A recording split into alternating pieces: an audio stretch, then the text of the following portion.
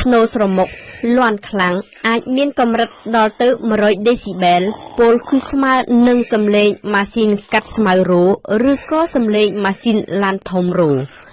ស្រមុកជាប្រធានបទនៃការកំប្លែងលេងសើចរវាងមិត្តភ័ក្តិក៏ប៉ុន្តែគឺជាក្តីរំខានបំផុតសម្រាប់ជីវិតប្តីប្រពន្ធជាពិសេសមានមនុស្សម្នាច្រើនណាស់ដែលមានបញ្ហាស្រមុកនេះ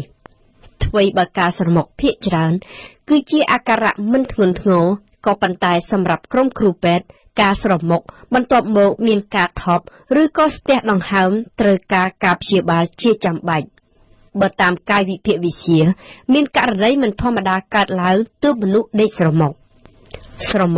គឺជារោគសញ្ញាដំបូងនៃបញ្ហាចរន្តដង្ហើមនេះបើតាមវិជ្ជបណ្ឌិត Gérard Vincent អ្នកឯកទេសវះកាត់ធ្មេញដែលសរសេរសៀវភៅមួយមានចំណងជើងថា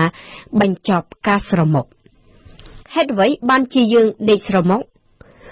លាន់ស្នូស្រមុកបណ្ដាលមកពីផ្លូវដង្ហើមនៅត្រង់បំពង់កត្រូវត្បៀតឬក៏រួមតូច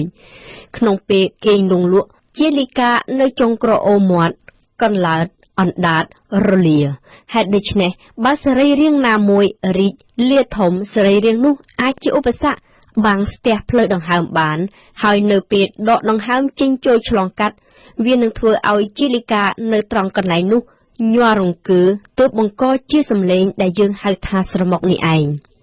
បញ្ហាស្រមុកនេះមានទំនាក់ទំនងយ៉ាងខ្លាំងទៅនឹងទម្ងន់មាត្ររបស់មនុស្សជួនកាលការទទួលទានសូរ៉ាច្រើននៅពេលល្ងាចឬក៏ការលេបថ្នាំគេងលក់ក៏អាចជាភ្នាក់ងារបង្កឲ្យគេងស្រមុកបានដែរពីព្រោះថា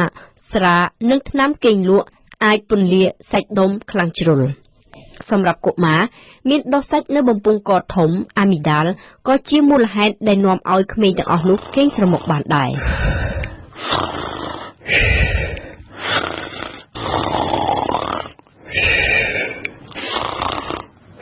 តើមានសញ្ញាអ្វីគួរឲ្យប្រុងប្រយ័ត្នដែរឬទេស្រមុកមានច្រើនប្រភេទស្រមុកម្ដងម្កាលមិនសូវលាន់ឮខ្លាំងច្រើនតែបង្កឡើងដោយកត្តាខាងក្រៅខ្លួនមួយចំនួនដែលគេងាយរកឃើញនិងកំណត់បានព្រមទាំងអាចជៀសវាងបានយ៉ាងងាយមានជាអាចអាការៈផ្ដាសាយជក់បារីឬក៏ផឹកសូរ៉ាស្រមុកព្រោះមូលហេតុនេះមិនចាំបាច់មានការព្យាបាលឬក៏ការពិគ្រោះជាមួយនឹងគ្រូពេទ្យទេ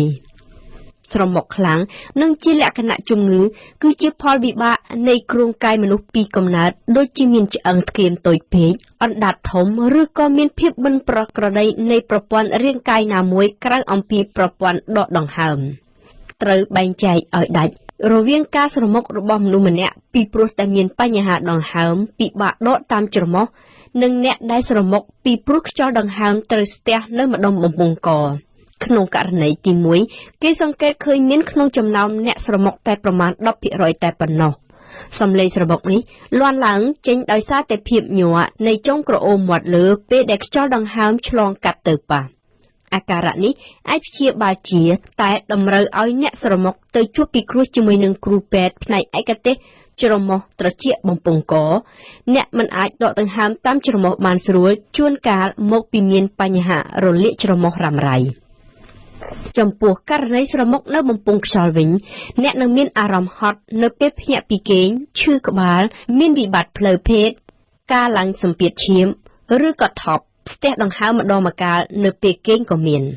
ដូច្នេះត្រូវតែទៅពិគ្រោះជាដាច់ខាតជំងឺជាមួយនឹងគ្រូពេទ្យឯកទេសផ្នែកដំណេកឯកទេសសួតឬក៏បេះដូងដើម្បីវិភាគរោគសញ្ញារោគការស្រមុកភាគច្រើនគ្មានផ្ដល់ផលវិបាកអ្វីទៅថ្ងៃក្រោយទេក៏ប៉ុន្តែគួរតែមានការតាមដានជាចាំបាច់ចំពោះករណីដែលស្រមុកខ្លាំងដោយដែលនាងខ្ញុំបានរៀបរាប់អំបញ្ញមិញថាមានស្រមុកនៅបំពង់ខ្យល់ក្រែងមានការថប់ដង្ហើមពេលគេងភ្លាមគ្មានការបន្សល់ទុកនៅផលវិបាកនៃការថប់ដង្ហើមញយៗក្នុងពេលគេងស្រមុកនោះទេក្រៅពីធ្វើឲ្យអ្នកគេងមិនស្កប់អាចលក់បានត្រឹមតែរលាវហើយត្រូវកន្ត្រាក់ភ្ញាក់ក្រញាងឡើងនៅពេលគេងនៅពេលថ្ងៃទើបលោកអ្នកមានអារម្មណ៍ថាគេងមិនឆ្អែតមិនពេញភ្នែកក៏ប៉ុន្តែប្រសិនបើមានអាការៈបែបនេះយូរទៅថ្ងៃអនាគតនិងសម្រាប់រយៈពេលយូរវិបត្តិស្រមុករហូតដល់ថប់ដង្ហើមស្ទះខ្យល់ប្រមាណតែ10វិនាទីម្ដងនេះប្រសិនបើអាចលេចឡើងជាច្រើនដងនឹងធ្វើឲ្យខ្លួនប្រាណរបស់អ្នក ខ្វះខ្យល់អុកស៊ីហ្សែនដូច្នេះយើងនឹងអាចមានគ្រោះកាត់ជំងឺបេះដូងកាត់ជំងឺលើសឈាមឬក៏ជំងឺស្ទះសរសៃឈាមបេះដូងនិងរំខានយ៉ាងខ្លាំងដល់ប្រព័ន្ធសរសៃឈាមបេះដូងទាំងមូលហើយការស្រមុកបែបនេះមានប៉ះពាល់យ៉ាងខ្លាំងដល់ប្រដាប់ភេទបុរស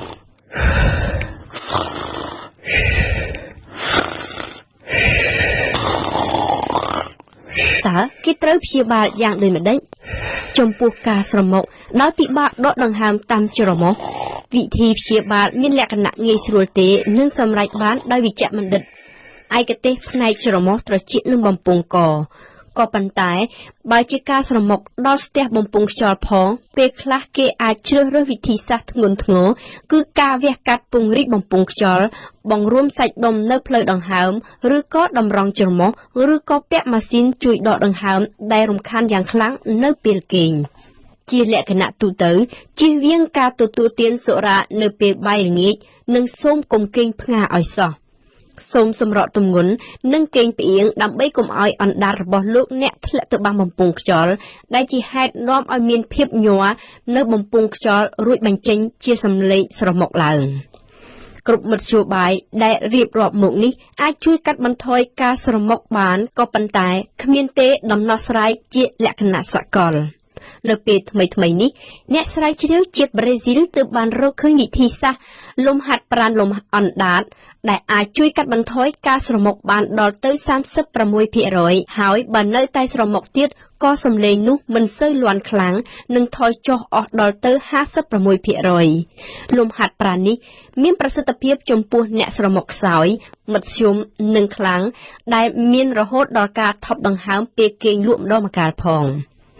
មិនចាំបាច់មានសម្លៀកបំពាក់កីឡាឬក៏ស្បែកជើងអ្វីទាំងអស់ប្រសិនបើអ្នកគេងស្រមុកសូមចំណាយពេលវេលាពី3នាទីជារៀងរាល់ព្រឹក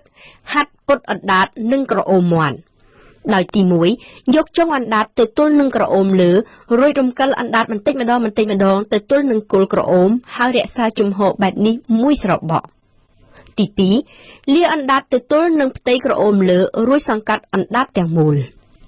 ប្រឹងធ្វើឲ្យគល់អណ្ដាតឡើងរឹងទល់នឹងបំពង់កតែត្រូវឲ្យអណ្ដាតនៅរក្សាប៉ះធ្មេញជានិច្ចជាចុងក្រោយរុញគល់អណ្ដាតឲ្យប៉ះទៅខាងលើនៃគល់ក្រអូមរួចទន្ទិញពាក្យថាអាឲ្យបានញយដងលំហាត់បែបនេះត្រូវធ្វើជាប្រចាំថ្ងៃនិងច្រើនខែច្រើនថ្ងៃទើបបានទទួលលទ្ធផលល្អហេតុអ្វីយើងត្រូវគិតគូរព្យាបាលការស្រមុកប្រសិនបើគេគិតថាមិនមែនជាជំងឺធ្ងន់ធ្ងរនោះអ្នកដែលស្រមុកខ្លាំងស្រមុកស្ទើរជាប់ឈ្មោះជាជំងឺភ្ញាក់ឡើងគ្មានកម្លាំងទេចេះតែងងុយគេងនៅពេលថ្ងៃចង់លក់ម្ដងទាំងកណ្ដាលថ្ងៃទាំងកំពុងដើរគេងមិនឆ្អែតមិនពេញភ្នែកផ្ដល់ផលវិបាកយ៉ាងច្រើនដល់យន្តការសិក្សានិងការចងចាំអារម្មណ៍ stress អត្រាជាតិស្ករក្នុងឈាមអាយុនិងសរសៃឈាមបេះដូងគ្រោះថ្នាក់ចរាចរណ៍គ្រោះថ្នាក់នៅកន្លែងធ្វើការព្រមទាំងធ្វើឲ្យឡើងទម្ងន់អ្នកស្រមុកមែនតែនមិនដែលគេងលក់ដល់ដំណាក់កាលស៊ុបខ្លាំងនោះទេការគេងលក់ស៊ុបខ្លាំងគឺជាចំណាក់កាលនៃការផលិតជាតិអរម៉ូនដែលជាអ្នកចូលរួមចំណែកយ៉ាងខ្លាំងដល់ការលូតលាស់របស់កុមារនិងជាអ្នកដុតខ្លាញ់កុំឲ្យមកកកខ្លាំងនៅក្នុងខ្លួនរបស់មនុស្សពេញវ័យការធាត់ជ្រុលងាយនឹងបង្កឲ្យមានការថប់ដង្ហើមនៅពេលគេងហើយផ្ទុយទៅវិញគេត្រូវព្យាបាលការថប់ដង្ហើមពេលគេងសិនប្រសិនបើគេចង់បញ្ចុះទម្ងន់